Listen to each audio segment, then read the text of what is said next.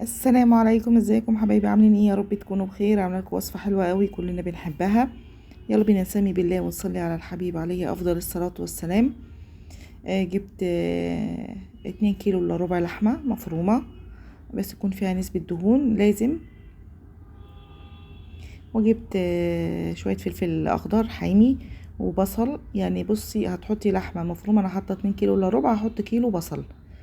البصل بيطعم الاكله دي جدا، فلازم بصل. فلفلايه حمراء بتديها لون حلو قوي، وشويه مرقه. شويه المرقه دول بيخلولك طعم الرغيف حلو قوي. التوابل بتاعتنا: فلفل اسود معلقه كبيره او معلقتين حسب الكميه، معلقتين فلفل اسود، معلقتين بابريكا، معلقتين شطه، معلقتين طبعا الملح اللي انت عاوزاه، معلقتين 7 بهارات، معلقه قرنفل مطحون، معلقه كل ده معلقه كبيره، معلقه كزبره ناشفه، آه، بلحة جوز الطيب، كيس بيكنج باودر، ده مهم جدا. دي التوابل بتاعتنا. وده تقريبا رغيف كبير، نقعته في مية وسبته لما دبل خالص، وبعدين صفيته. لازم نصفيه كويس قوي من المية. خلاص هنبتدي نفرم كل حاجة مع بعض بقى. لو مش عاوزة فلفل حامي، هو مش بيخليه حامي قوي بس بيديله طعم حلو، حط فلفل رومي اخضر. انا حطيت فلفل ده لانه فعلا ما بيشطشطوش، بس بيديله طعم حلو قوي مع البصل مع الفلفليه الحمراء دي. ما تستغنيش عنها، بتديله لون حلو قوي. عايزه تحطي طماطمايه طماطميتين براحتك. خلاص انا حطيت 2 كيلو الا ربع لحمه مفرومه، عليهم كيلو بصل. عاوزه تكتري في البصل كتري، مش هيعمل له حاجه خالص. البصل بيطعملك رغيف الحواوشي جدا. طريقه الحواوشي بتاعتي مميزه وهتعجبكم، سهله ما فيهاش اي حاجه، وبتديكي كميه كبيره. العيش ما تستغنيش عنه خالص. رغيف العيش ده مهم جدا، بيخليلك اللحمه ما تكشش جوه رغيف الحواوشي، وما بيدولوش طعم، كأنك مش حاطه حاجه. فرمت كل حاجه اهو في المفرمه بتاعتي. تمام اهو. الخليط هوريهولك كله بعد ما اخلص. اكمل الكميه بتاعتي واحط برضو المرقه معاهم افرمها. فانا بقول لك رغيف العيش اللي احنا هنبله ونصفيه من الميه ما تستغنيش عنه. في ناس بتحط عيش فينو، لا انا ما حبيتش طعم عيش الفينو ولا حبيت البقسماط. احلى حاجه العيش البلدي، تسيبيه يطرى كده كويس وبعدين تصفيه، ما بتحسيش ان انتي حاطه حاجه خالص.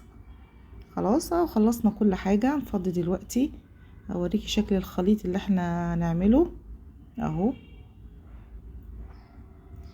انتي كأنك ما حطيتيش عيش والله، ولا كأنه اي حاجه. الميزه بتاعته المهمه جدا ان هو بيخلي لك حته اللحمه ما بتكشش معاكي في الرغيف. دايما لما بنعمل الحواوشي بنحس ان اللحمه كشت كده وبقت في الوسط بس. لا، فوائد البيكنج باودر والعيش انها بتخلي اللحمه ما تكشش، والبيكنج باودر ما بيخليش اللحمه تبقى ناشفه كده، لا بتبقى هشه كده وخفيفه. التوابل بتاعتنا اقولها تاني: فلفل اسود كتير طبعا، 7 بهارات كتير، بابريكا، كزبره ناشفه، جوزة الطيب. البلحة دي مش كتيرة على الكمية اللي انا عاملاها. ملح بتاعنا طبعا، نص معلقة قرنفل مطحون. توابل حوشي لو عندك، ما عندكيش 7 بهارات كفاية. بس كده خلاص. الكزبرة الناشفة لازم. افضي الكبة بتاعتي اهو. اللون ده لون التوابل طبعا كلها، يتحط كله دلوقتي على بعضه. الخليط ده بيخلي لك رغيف الحوشي نفسه طعمه حلو، الرغيف نفسه طعمه حلو اهو. هنقلب دلوقتي كله مع بعضه. طبعا الملح بتاعنا تدوقيه خلاص، يعني بتعرفي انت الملح بتاعه عامل ازاي، لان احنا حطينا مرقه، حطينا شويه مرقه كتير. المرقه بتطعم قوي رغيف الحواوشي. مش عاوزاها برضو براحتك، بس فعلا بتطعمها. هنزل باللحمه بتاعتي، مش هفرمها في الكبه، هوريكي هعمل ايه. بصي هنزلها، هي بس طلعت متلجه لسه شويه. هحط ده واحط الباقي الطبق التاني في الفريزر في الميكروويف، لاني لقيته فعلا متلج فمعرفتش اعمل ايه. هحطه بس يسيح شويه وهرجع. الخليط بتفضلي تدعكي بايدك، ما مش لازم تحطي بقى في الكبة، هتلاقيه دلوقتي متجانس وفاكك وكله داخل في بعضه. اهو طلعنا اللحمة من الميكروويف، فكت اهي، هنفضيها.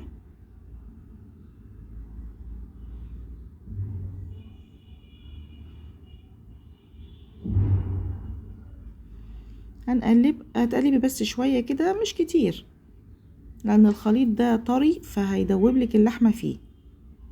اهو لازم طبعا جوانتي لان ريحة البصل هتبقى صعبة قوي في الايد.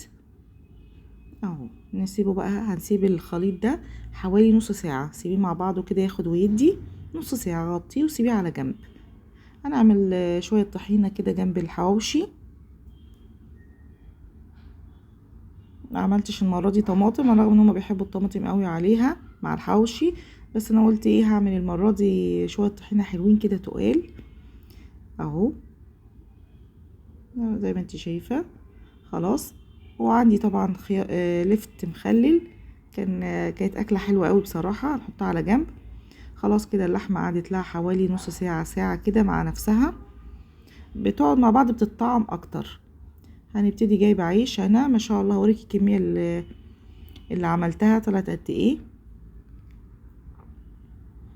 طبعا رغيف الحواوشي الصغير ده بيبقى احلى بكتير من الرغيف الكبير، بس انا ما لقيتش، فقلت ايه الجيش قال لنا نتصرف، هنعمله يعني هنعمله. اهو هتفتحي من الجناب كده بالمقص وتحطي العيش بتاعك، الحواوشي بتاعك، اللحمة او الخليط كده، وتفردي. ما بيكشش خالص جوه الرغيف بسبب العيش، هقولك تاني. اهو تدوسي كده على الرغيف وتحطيه على جنب. هعمل الكمية كلها، طبعا لو انا مش هعمل الرغيف كله لان الولاد طبعا ممكن يبهدلوا الرغيف، فهقسمه نصين. تمام، يعني هنقسم الرغيف نصين لو الرغيف كبير ونريح نفسنا. خلاص هعمل بس رغيفين كده اوريكم شكله. حلوة قوي، من الاكلات الحلوة اللي انتي تفرزيها في الفريزر، تنفعك لو حابة مش عايزة تعملي اكل، نفسك في حاجة كده حرشة كده، والشتا وجو الشتا. في السحور كمان ينفعك، في السحور جنبه شوية بطاطس مقلية، بيبقى أكلة حلوة قوي، مش حامية على الصدر لا خالص، أكلة حلوة وخفيفة، وبيعمل لك كمية كبيرة كمان من الأكلات الاقتصادية الموفرة جدا الحواوشي. اهو انا دايما بعمله واحطه في الفريزر، احط كميات كتير يعني بريح نفسي. كل ما اجيب لحمة اشيل، مثلا لو هشيل ربع كيلو من اللحمة اللي انا هعملها، اجمع واعمل لي شوية عيش كده واشيلهم في اكياس واحطهم في الفريزر، بينفعني بصراحة في وقت زنقة كتير قوي. اهو قسمته نصين وبقيت اعمل ايه كاني باكل سندوتش، نص رغيف كده. اهو خلاص كده خلص الكمية كلها. اوريكي عملت قد ايه، انا عملت من تقريبا حوالي 30 رغيف من الكبير، فتتخيلي الكمية. احنا بنشتري رغيف الحواوشي بكام من بره، بقى غالي قوي وكله دهون، مليان دهون. الميزة ان انت هتحطي يعني على الكيلو، انا حطيت على 2 كيلو الا ربع لحمة مفرومة، حطيت ربع كيلو سمين او دوشة، او عندك انت لحمة مثلا سمينة في الفريزر افرميها معاهم. انا ما كانش عندي جبت لحمة ربع كيلو على 2 كيلو الا ربع. لازم لحمة يبقى في الحواوشي حاجة سمينة، بس مش قوي زي اللي بنشتريها، بتبقى سمينة قوي. خلاص انا عندي اطباق هحطهم فيها، مش عندك الكيس عادي جدا حطيهم في كيس وشيلهم في الفريزر، انا عندي الاطباق دي كتير قوي، يعني بجيب اللحوم بغسلهم بشيلهم.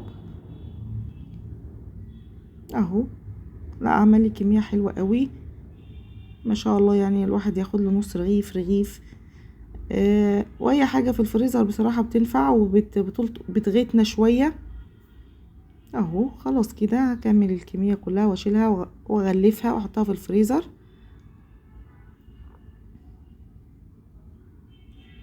اهو ما شاء الله. جربوا الحوشي بالطريقة بتاعتي، حلوة قوي بصراحة هتعجبكم. يلا بينا على البوتاجاز. الطاسة حط فيها شوية زيت، ما حطيتش دهنة خلاص في الطاسة لاني ما عنديش، فحطيت معلقة زبدة وشوية زيت. خلاص انا حاطه في اللحمه المفرومه. طبعا لو عندك حته ليا ولا حته انا ولادي ما بيحبوش الليا في الحواوشي. عندي ليا مسيحاها طبعا، بس ولادي ما بيحبوش في الحواوشي خالص، فما رضيتش احط لهم.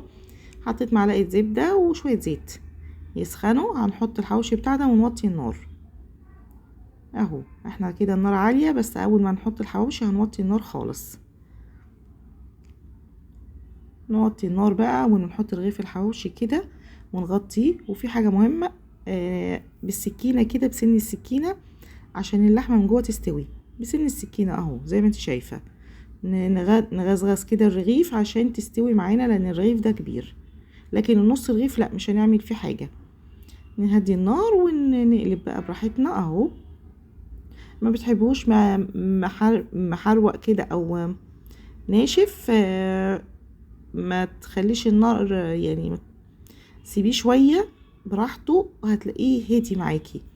هو كده مش محروق كده، حلو قوي. ولما بيقعد الحواوشي في الطبيعي بيطرى، ما بيفضلش مقرمش. هتسيبيه بقى تهدي النار وتقلبي. هوريكي الوش التاني شكله ايه. هو بس عشان ده خد مني لون شويه اهو. شايفه لونه عامل ازاي؟ ما شاء الله. رغيف حواوشي حكايه بصراحه، حلو قوي، طعم وريحه فظيعه اهو. ما عملناش حاجه كتيره وعملنا اكله حلوه كلنا بنحبها، ومش تقيل خالص على فكره. هخلص الكميه بتاعتي كلها طبعا اهو. اللفت بتاعي الجميل قوي ده من غير بنجر ولا حاجه خالص. والطحينه لازم تكون تقيله، طحينه الحواوشي لازم تكون تقيله. هنطلع كل الكميه اللي عندي اهو. اللي هياكل طبعا واللي مش عايز هشيله له في التلاجة وابقى احمر له في اي وقت اهو. شايفه لونه حلو ازاي؟ اتمنى الفيديو عجبكم وتجربوا الحواوشي بطريقتي. شايفين حلاوته عامل ازاي ولونه عامل ازاي؟ وبألف هنا. وكلي كده مع الطحينه كده ومع حته اللفت، حاجه كده بصي فظيعه. انا بحب الحواوشي وهو سخن جدا، ما ينفعش يبرد. لو بس معاك شويه الخروشه بتاعته ما ينفعش يبرد، احبه مقرمش كده. واكله هو سخن لازم، ما باكلوش هو بارد خالص. مع الطحينه حلوه قوي، جربوها. ومع اللفت. اتمنى الفيديو عجبكم وبألف هنا ومع السلامه.